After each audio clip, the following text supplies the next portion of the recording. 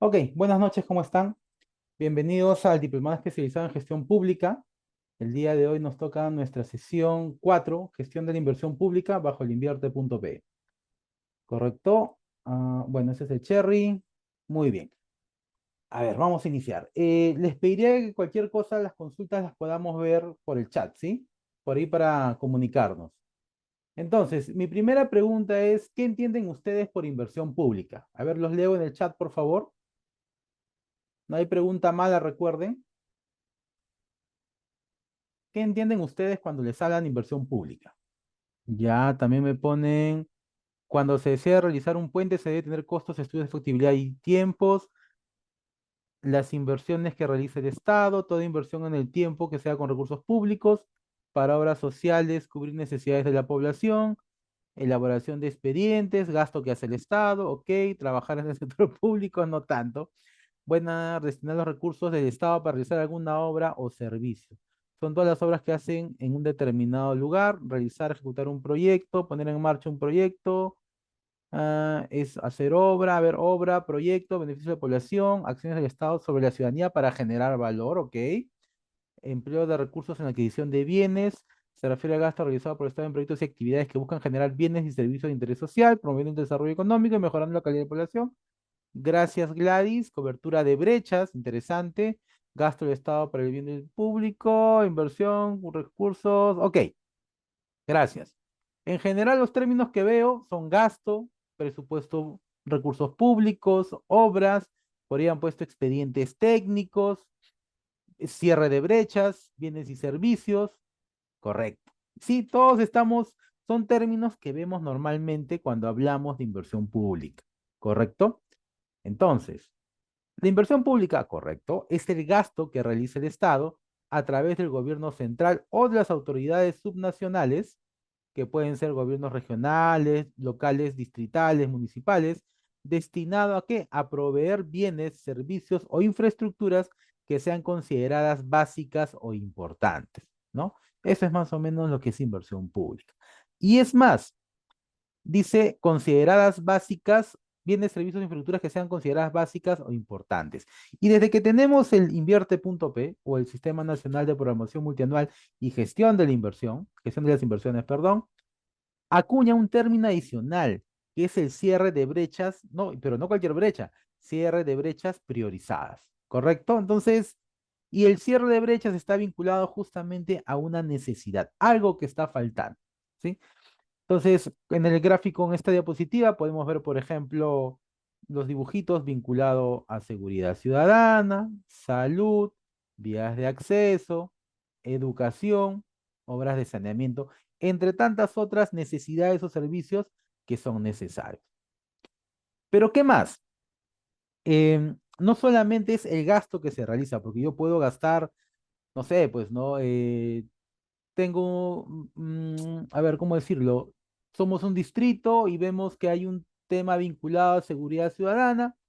Entonces, mi solución va a estar, ya, fácil, pues, contratemos cámaras para todo el distrito, ¿no? Que haya cámaras en cada una de las esquinas para transmitir justamente y que en un observatorio, ¿no? Con su video wall yo pueda ir viendo cómo se mueve mi distrito y detectar actos delincuenciales, por decir.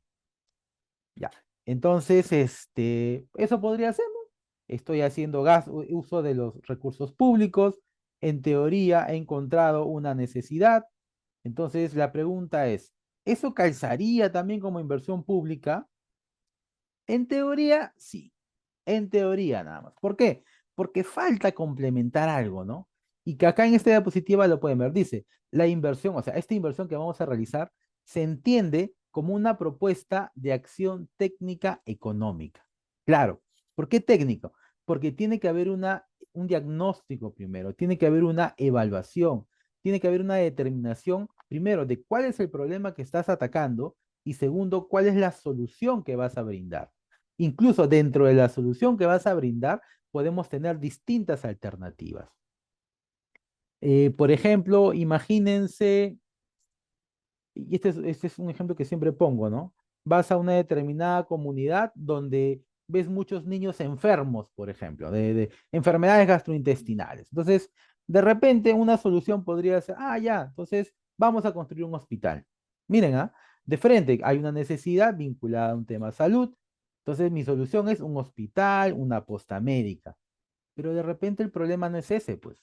Como no he hecho una evaluación técnica, no, o sea, no he hecho un diagnóstico, no he levantado información, no he hecho un análisis, esa puede ser mi primera solución. Pero una solución real es investigar y decir, oye, pero de repente esas enfermedades gastrointestinales que tienen estos niños se debe a que no hay agua potable. Y efectivamente verificamos no hay agua potable. O de repente el lugar de donde sacan el agua, que puede ser un pozo, un río, vemos que está contaminado. Entonces, por eso que la inversión pública, un perfil técnico, llámale perfil, antes se llamaba prefactibilidad, factibilidad, pero tiene que haber un determinado estudio, hablo en general, un estudio técnico que me permita ser preciso. ¿Y sabes por qué tengo que ser preciso?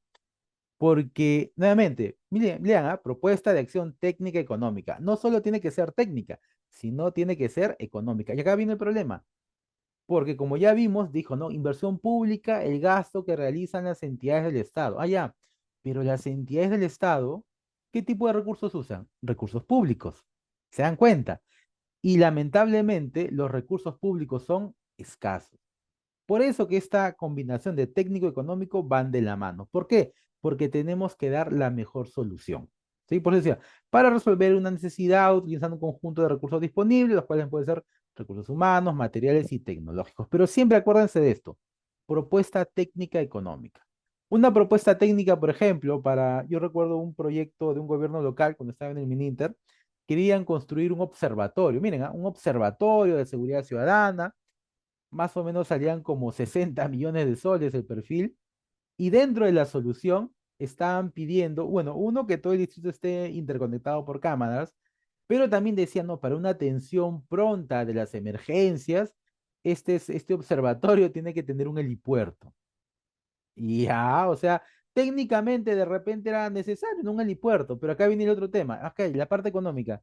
Y dime, ¿tienes plata para ejecutar ese proyecto? Porque una cosa es ejecutar un proyecto de 5 millones, 10 millones, pero 40 millones, 60 millones, 100 millones, ya ahí tú tienes que empezar a sopesar, ¿no? Decir, a ver, mi municipalidad, mi distrito, ¿cuánto es lo que tiene por lo general en cuanto a ingresos públicos, ¿no? ¿Cuánto me asigna el mes? ¿Cuánto recaudo yo como tributos, como arbitrios? Porque esos son los recursos con los que yo voy a disponer para ejecutar no solo este proyecto de seguridad ciudadana, sino todos los proyectos que quiero ejecutar y adicionalmente para que mi municipio pueda operar. Es decir, pago de planillas, pago de alquiler de luz, de agua, del internet. Es decir, son muchos más gastos que deben permitir que tu municipalidad siga operando, lo que se llama gasto público. Y aparte, también tienes que tener justamente para realizar inversiones, ¿correcto? Entonces, siempre propuesta de acción técnico-económica. Pero, ¿qué más? Algunas consideraciones, ¿no?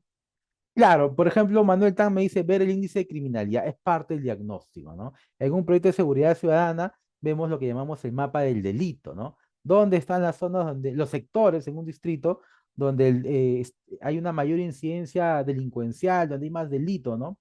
De repente en aquellas zonas donde hay mercados, donde hay centros comerciales, es decir, es todo un análisis. Justamente tengo que evaluar eso para ver cómo voy a proponer esta propuesta técnica. ¿Qué más? Pero ¿en qué más se realiza la inversión pública? Por ejemplo, me dice, ¿no? Existen bienes o servicios que un privado no puede brindar de forma eficiente, es decir, generando beneficios. Claro, las empresas privadas lo que van a buscar es rentabilidad. Por ejemplo, Luz del Sur, Edelnor, ellos te brindan un servicio de distribución eléctrica. ¿Y tú cómo retribuyes? Pagando tu recibo, ¿correcto? Claro, pero digamos en zonas rurales, en zonas que están alejadas de la ciudad, muchas veces no llegan este tipo de empresas. Y la pregunta es, ¿y las poblaciones que están alejadas, cómo es que pueden tener energía eléctrica en sus casas? Porque, ojo, por si acaso, la energía eléctrica es uno de los indicadores para demostrar que estamos saliendo de la pobreza. El señor Castillo hizo un helipuerto para él en Chota. Creo que fue en una pampita, nomás no llegó al helipuerto. Limpiaron ahí, aplanaron un poco y por ahí aterrizaba. O a lo más le habrán puesto una losa, pero como proyecto de inversión, creo que no salió. Fue algo así rapidito que hicieron. Ah, ya les decía este ejemplo de las zonas rurales. Entonces, obviamente una empresa como las que conocemos no van a invertir. ¿Por qué? Porque para empezar van a hacer su costo-beneficio y se van a dar cuenta, oye, ¿cuánta población vamos a brindar este servicio? No, son 20 familias. Uy, no es muy poco, no me van a pagar. Entonces, en esos casos en los cuales el privado no entra, tiene que entrar papá Estado.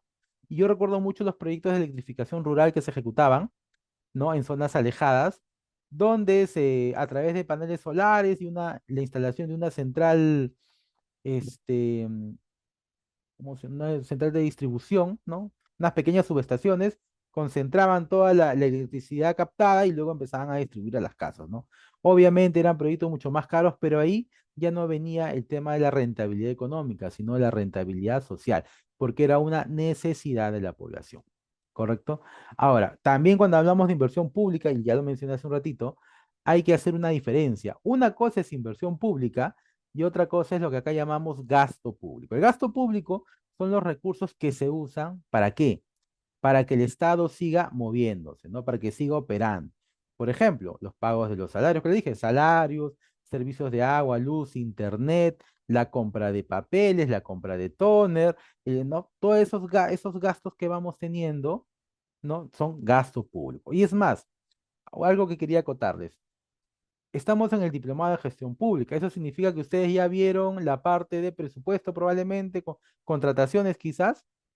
Bueno, en la parte de presupuesto, nosotros podemos diferenciar ¿conocen la consulta amigable? Díganme, ¿conocen la consulta amigable del mes? ¿Sí? Ya. La consulta amigable es un aplicativo que lo que hace es centralizar y acumular toda la información que registran las entidades del Estado en un aplicativo llamado el CIAF, ¿no? Todos tienen su CIAF, ahí registran sus ingresos, sus egresos, y toda esa información se transmite al MEF, la central, se acopia, se procesa y se almacena en la consulta amigable. Entonces, en la consulta amigable lo que ustedes van a ver son los ingresos y egresos que tienen las entidades. Correcto. Entonces, en la parte de egresos, lo que vamos a gastar, nosotros tenemos en la consulta amigable, agrupa todo de dos formas, como actividades, las más conocidas son de las partidas 2.3 y proyectos 2.6. Esos son, digamos, los grandes rubros que tiene la consulta amigable y que tienen en general todas las entidades de cómo distribuyen, cómo agrupan su presupuesto, el que van a gastar, ¿no? Entonces, gasto público está vinculado, por ejemplo, acá a dos, tres. Ahí está el pago de planilla, pago de servicios y demás. Consultorías, órdenes de servicio. Y en proyectos se divide en dos tipos. Lo que llamamos gastos de inversión. Acá tú tienes los presupuestos para los proyectos de tipo, perdón, para las inversiones de tipo proyectos de inversión y para las inversiones de tipo IOR, inversiones de optimización, rehabilitación, reposición y ampliación marginal, ¿correcto? Entonces, gastos de inversión y el otro criterio se llaman otros gastos de capital. Otros gastos de capital. Ahora, por lo general, cuando el MEF empieza a publicar y decir, hemos crecido en inversión pública, hemos superado los montos del año pasado, ya, lo que está hablando es de gastos de inversión, pero reporta prácticamente todo lo que está en 2.6 en proyectos. ¿Por qué? Porque lo que se presupuesta en esta bolsita de otros gastos de capital son montos marginales, marginales en comparación a lo que se presenta como gastos de inversión. Entonces, por eso cada vez que ustedes vean la inversión pública, realmente está hablando de toda la partida de proyectos, gastos de inversión, ¿correcto? ¿Qué más tengo en otros gastos de capital? Proyectos genéricos, esos proyectos antiquísimos como son mantenimiento de puentes, mantenimiento de vías, generación de estudios de preinversión. A veces hay algunos bienes activos que se compran y no necesariamente se van a comprar vía inversión, porque ojo, según él invierte, todo lo que es gasto, compra de bienes, de activos, activos estratégicos, debería gastarse como gastos de inversión. Pero aquello que no es gasto estratégico se gasta como otros gastos de capital. Por si acaso, para que tengan esos conceptos claros, porque cuando uno se mete al mundo de inversión pública, principalmente tiene que conocer presupuesto público y tiene que conocer todo lo vinculado a nuestros amigos de contrataciones, la famosa OCE, ¿no? Que ahora se llama el Sistema Nacional de Abastecimiento. Entonces, ¿por qué? Porque son tres sistemas administrativos del Estado que están fuertemente vinculados. Yo formulo, declaro viable un proyecto de inversión y para poder ejecutarlo, ¿qué necesito? Presupuesto, ¿no? Voy a ver el tema del PIA, el tema del PIN, la certificación, los compromisos, los devengados, principalmente esos estados son importantes. Ya, ok, ese es el recurso que yo necesito para ejecutar una inversión. Pero para yo poder finiquitar o poder ejecutar una inversión también, necesito convocar, ¿qué cosa? Un proceso de selección. Entonces, ahí ya empiezo a ver el tema de contrataciones, ¿no? Pero para poder contratar, yo tengo que tener primero mi presupuesto, que se haya certificado. Una vez que obtengo al postor ganador, al que le doy la buena pro, firma el contrato, genero mi compromiso. Una vez que me hace la primera valorización, yo le hago el pago o el devengado, pero todo en el marco de qué? De una inversión, ya sea proyecto de inversión o IVAR. Entonces, nuevamente, inversión pública, presupuesto público y contrataciones son tres sistemas administrativos que deberían estar, no, no deberían, están fuertemente amarrados. Entonces, si ustedes nuevamente se meten en esos temas de inversión pública, tienen que conocer estos dos principios, ojo, principalmente. ¿Por qué? Porque también sería bueno que conozcas de endeudamiento. Si es que por ahí tienes algún contacto con el BID, el Banco Mundial, también deberías conocer un poco de tesorería, ¿no? Entonces, hay varios sistemas adicionales con los que vamos a interactuar, pero estos tres, perdón, siempre están vinculados. ¿Ok? ¿Qué más? ¿Por qué es importante también la inversión pública? Porque la inversión pública es una forma de mover, impulsar la economía. Por ejemplo, imagínense en esto que les mencionaba de la construcción del hospital. Vamos a construir un hospital en un determinado distrito. Entonces, el día que llega ya el contratista para ejecutar el proyecto, ¿qué es lo que va a requerir? Personal, ¿no? Obreros, ingenieros. Entonces, por lo general, por proximidad, muy probablemente contrate a gente de la zona. Entonces, les estoy dando ¿qué cosa? Trabajo. Van a tener un sueldo. Estoy moviendo su economía de esas personas. De repente las obras empiezan muy temprano, muchos trabajadores que llegan sin tomar su desayuno, una señora se da cuenta de esa oportunidad de negocio y como toda buena emprendedora, ¿qué hace? Empieza a vender sus desayunitos, ¿no? Su pan con queso, no sé, pues su quinoa, su maca, ¿no? Para que tomen su emoliente, ya. Y de ahí, ¿qué más? Empieza a mover la economía de la señora. Y la señora se da cuenta que no solamente le conviene vender desayuno, le conviene qué cosa, vender su almuerzo, pero como ya voy a empezar a vender almuerzos, ya necesito más insumos, más elementos. Entonces, ¿qué es lo que hace? Se levanta a las 3 de la mañana, se va al mercado mayorista, pero como no tiene movilidad, ¿qué es lo que hace? Contrata a su vecino que tiene taxi. Miren, ¿ah? Entonces la señora sigue moviendo su economía, pero ya juntó a alguien más, al vecino taxista. Entonces, ¿para qué la va? Entonces el señor ya tiene sus carreras aseguradas, por lo menos mientras dure la obra. La señora sigue vendiendo y de repente, no sé, pues se le acaba el huevo, se le acaba el pan, se le acaba la palta, lo que sea. ¿Y qué empieza a hacer? Uy, no se va a ir al mercado central, al mayorista en la mañana. Se va, es más, hace un acuerdo con el panadero para que todos los días le deje su pan. Va a la bodega cuando le falta, compra su mantequilla, su jamón. Entonces, ¿qué hace? Como por ahí dijeron, es una cadena, ¿no? El bodeguero, el panadero. O sea, con este ejemplo simple que les pongo, estamos viendo cómo al llegar una inversión, obviamente por un plazo determinado, va a mover, va a impulsar la economía de ese lugar, ¿no? Y todas las personas involucradas. Por eso también es importante la inversión pública, ¿correcto?